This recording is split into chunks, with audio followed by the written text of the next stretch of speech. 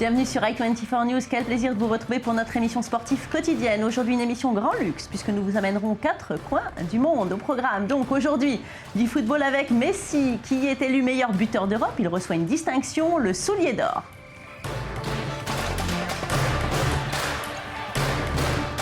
Tennis avec David Nalbandian et Nicolas Massu qui prennent leur retraite et une visite surprise de deux kings, Novak Djokovic et Rafael Nadal. Boxe duel générationnel, Pac-Man contre Bam Bam. Une victoire du Philippin redonnerait le sourire à un peuple entier. Enfin, les plus belles performances, les plus beaux buts, c'est notre top 5 de la semaine. C'est pour vous et c'est dans cette émission. Alors, restez avec nous.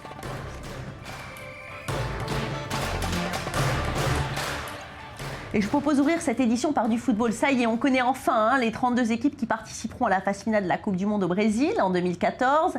Il ne manquait plus qu'un nom. Et puis, ce n'est pas une surprise. Le dernier qualifié, c'est bien l'Uruguay. La Céleste a reçu la Jordanie au Stade Centenario à Montevideo. Un match ennuyeux qui s'est terminé par un match nul, 0 partout. Mais ça suffit, puisque Cavani et consorts se sont imposés 5-0 au match aller en Jordanie. Je vous rappelle, l'Uruguay, bien que 5e de son groupe, fait figure de gros outsider, un vainqueur de la Copa América et 4e de la dernière Coupe du Monde. La Céleste pourra notamment compter sur 2 des meilleurs attaquants du monde, Luis Suarez et Edison Cavani. On écoute tout de suite Edison Cavani, l'attaquant de la Céleste. Nous avons 5 ou 6 mois pour nous préparer, pour que tous les joueurs soient prêts et rassurés, parce que nous avons atteint notre objectif en très peu de temps. Nous serons prêts pour partir au Brésil et donner notre maximum comme nous l'avons toujours fait. Nous représentons notre équipe aux 4 coins du monde. Et Coupe du Monde toujours. Après la victoire de la France, quelques députés qui, pour encourager la France, avaient promis de s'imposer un gage en cas de victoire des Bleus, eh bien ils ont tenu parole. Regardez les images. On a ainsi pu voir des députés en tongs ou bien vêtus de maillot de l'équipe de France. Bravo messieurs. Et ce ne sont pas les seuls puisque plusieurs personnalités médiatiques ont par exemple présenté leur show en anglais où se sont teints les cheveux tels que Cyril Hanouna.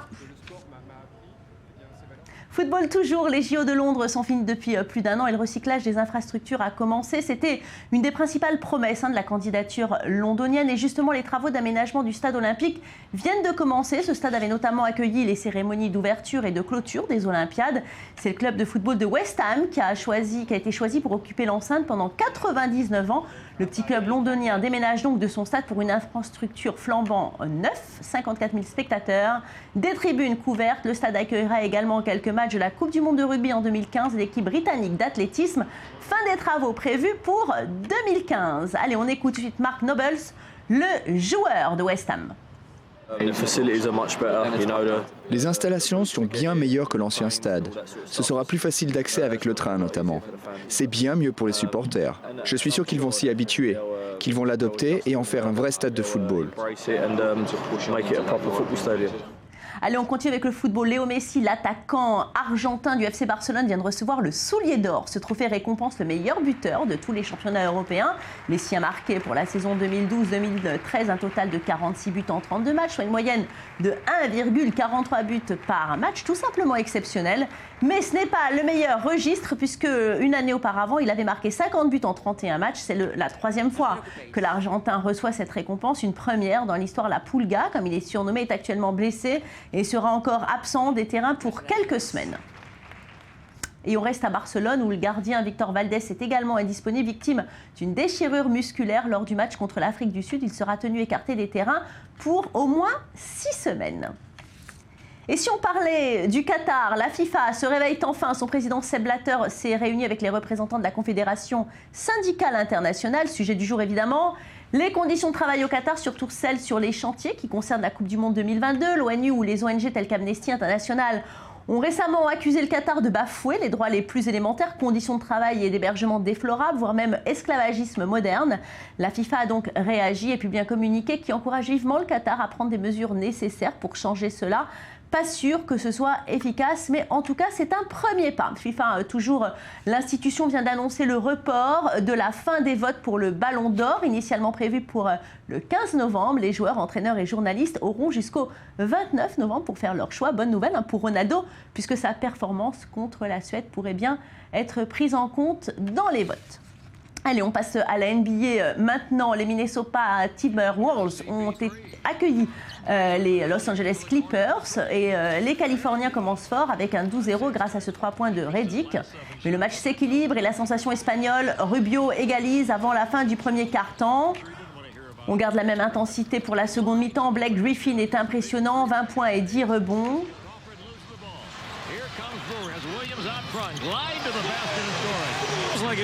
Les Clippers reprennent un léger avantage, mais le score reste serré après ce panier de Corey Brewer. S'ensuit un jeu d'adresse, 2-3 points d'affilée de Jamal Crawford puis Chris Paul pour les Clippers.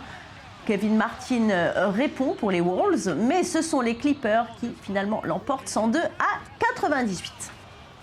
On passe au tennis maintenant. 2 grandes stars se retirent des cours et ils ont eu droit à un jubilé digne de ce nom. L'ancien numéro 3 mondial argentin David Nalbandian et le champion olympique chilien Nicolas Massu viennent d'annoncer la fin de leur carrière professionnelle. Une cérémonie en leur honneur a été célébrée au palais présidentiel de Moneda à Santiago au Chili. Et pour dire au revoir, ils ont été rejoints par Rafael Nadal et Novak Djokovic. Rien que ça, ces deux-là ne s'arrêtent finalement jamais. Et la saison en 2014 qui recommence dans à peine quelques semaines.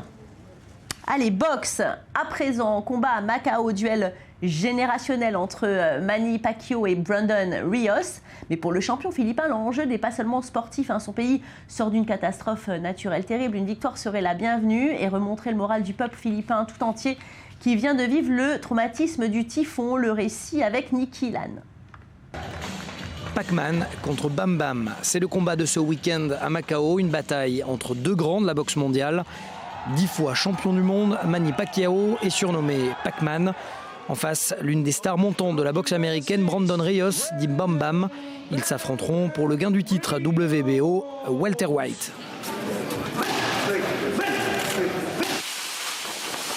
Mais ce n'est pas un combat comme un autre pour Pacquiao. Il se bat pour le futur de sa carrière, mais aussi pour son pays, les Philippines. Le combat a lieu à peine quelques jours après le passage du typhon Haiyan. 4000 morts et des millions de sans-abri. Je fais tout mon possible pour pouvoir faire un bon combat et pour gagner, surtout après ce qu'il est arrivé à mes compatriotes aux Philippines avec le typhon. Et ce combat est le combat de tout mon peuple et des familles affectées par le typhon. Ce combat est pour vous. Merci beaucoup. Merci mon Dieu.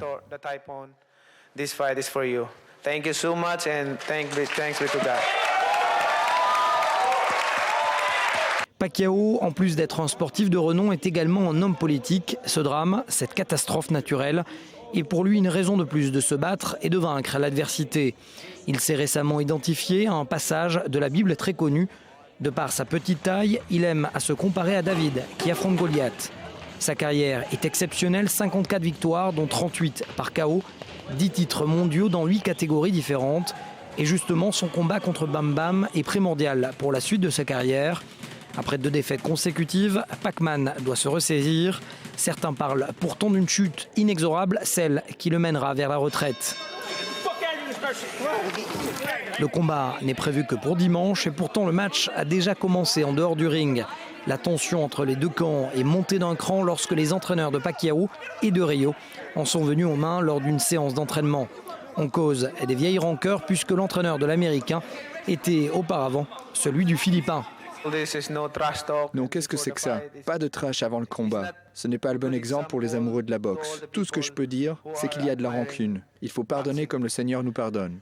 L'adversaire de Pac-Man est également un grand boxeur, 31 victoires dont 23 par KO. Il estime ne s'être jamais aussi bien préparé pour un combat et promet qu'il sera sans pitié. Je ne suis pas là pour faire de la figuration. Je ne vais pas jouer les punching balls parce que les punching balls ne peuvent pas rendre les coups. Dimanche, vous allez pouvoir constater qu'il y a une nouvelle star de la boxe. Je ne vais m'arrêter devant rien. Je suis un monstre quand il s'agit de monter sur le ring. On se voit dimanche. Si Pacquiao perd le match, c'en est fini de lui et de sa carrière de boxeur. Par contre, s'il gagne, il aura l'opportunité d'atteindre son but ultime, affronter et peut-être battre la superstar de la boxe, l'invincible Floyd Mayweather.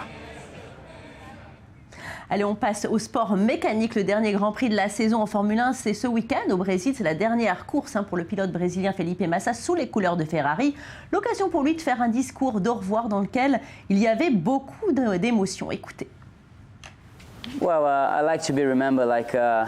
J'ai envie qu'on se souvienne de moi comme d'une pièce importante de l'équipe et de l'histoire de Ferrari. Nous avons gagné des championnats du monde ensemble, plusieurs victoires, des moments incroyables.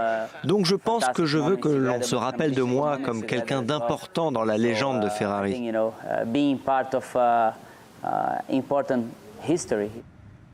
Et après la Formule 1, on passe au rallye. La plus grande compétition, la plus connue, c'est évidemment le Paris-Dakar. Le tracé 2014 vient d'être présenté et c'est comme le cas depuis de nombreuses années, la course aura lieu en Amérique latine. Départ de Rosario en Argentine le 5 janvier.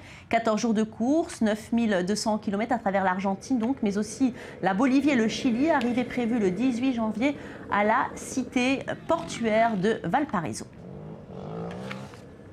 Et le moment que vous attendez tous, c'est maintenant le top 5 de la semaine, les plus belles performances, les plus belles images. C'est tout de suite, regardez, notre numéro 5 va pour le champion du monde de rallye, Sébastien Ogier. Le Français remporte le Grand Prix de Grande-Bretagne. La dernière course de la saison, c'est sa 13e victoire cette année.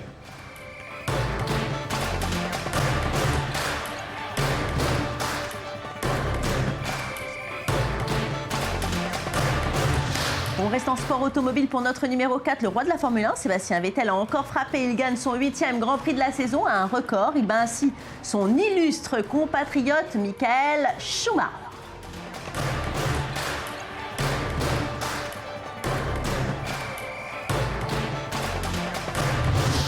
La République tchèque et Radek Stepanek remportent la Coupe Davis et prennent la 3e position de ce classement. Les Tchèques ont battu la Serbie en finale à Belgrade.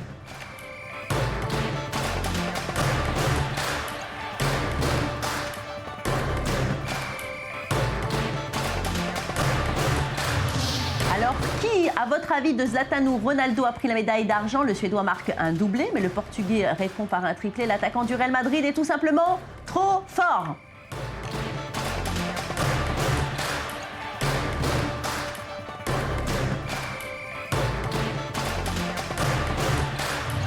Et la Palme d'Or, vous vous en doutez, va pour l'équipe de France. Les Bleus, devant un Stade de France plein à ras-bord, s'imposent 3-0 sur l'Ukraine et se qualifient pour le mondial brésilien. Un véritable petit miracle que toute la France a célébré.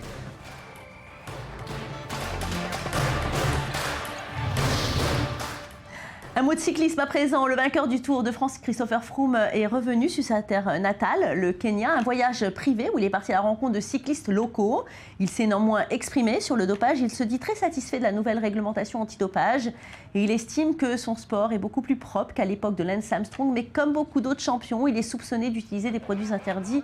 Et ça le fatigue. On l'écoute. Vous savez, j'ai pédalé comme jamais et après les gens viennent me dire « de toute façon tu es dopé ». Bien sûr que ça m'a blessé, mais je m'y attendais après l'affaire Armstrong. Tout le monde se pose la question. Beaucoup de monde se pose ce genre de questions et j'ai fini par accepter qu'une fois que tu portes le maillot jaune en France, tu dois faire face à ce genre d'accusations. Athlétisme à présent, le double champion olympique jamaïcain Usain Bolt vient de sortir son autobiographie Faster Than Lighting. C'est le titre, c'était à Santa Monica, en Californie. Bolt s'est prêté au jeu des photographes, il s'est exprimé au sujet de la polémique antidopage qui circule en ce moment autour de la Jamaïque. Je vous rappelle les faits. Des officiels de l'Agence mondiale antidopage s'étaient déplacés dans les îles le mois dernier pour suivre des efforts antidopage du pays. Cela fait suite aux nombreux tests positifs d'athlètes jamaïcains connus. Il faut souligner que Bolt n'a jamais été contrôlé positif pourvu que cela dure. Alors, on va tout de suite écouter l'homme le plus rapide du monde. Il y a des rumeurs selon lesquelles ils vont essayer de bannir la Jamaïque si la lutte antidopage ne s'organise pas. Mais il faut faire attention à ce que l'on dit et à comment c'est dit. Parce que mes sponsors me disent, si tu ne cours pas aux Jeux Olympiques, pourquoi on devrait te sponsoriser? Cela va me coûter de l'argent, donc ils doivent régler ça. Et le nouveau président du CIO, Thomas Bach, poursuit sa visite en Asie. Après le Japon et la Chine, Bach est arrivé en Corée du Sud à Séoul. Il est accueilli par le président. Bach en a profité pour inspecter les préparatifs des Jeux d'hiver qui auront lieu en 2018 à Pyeongchang.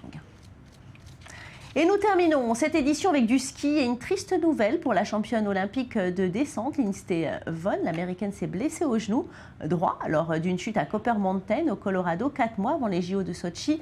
C'est la deuxième fois que la championne se trouve blessée. L'an dernier, Vonn avait souffert d'une grave blessure au ligament durant un Super G en Autriche.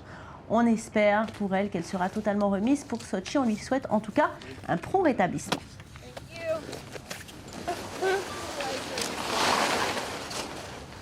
Et bien voilà, c'est déjà la fin de cette émission. Quel plaisir d'avoir partagé ce moment en votre compagnie. On se retrouve très vite pour de nouvelles aventures sportives.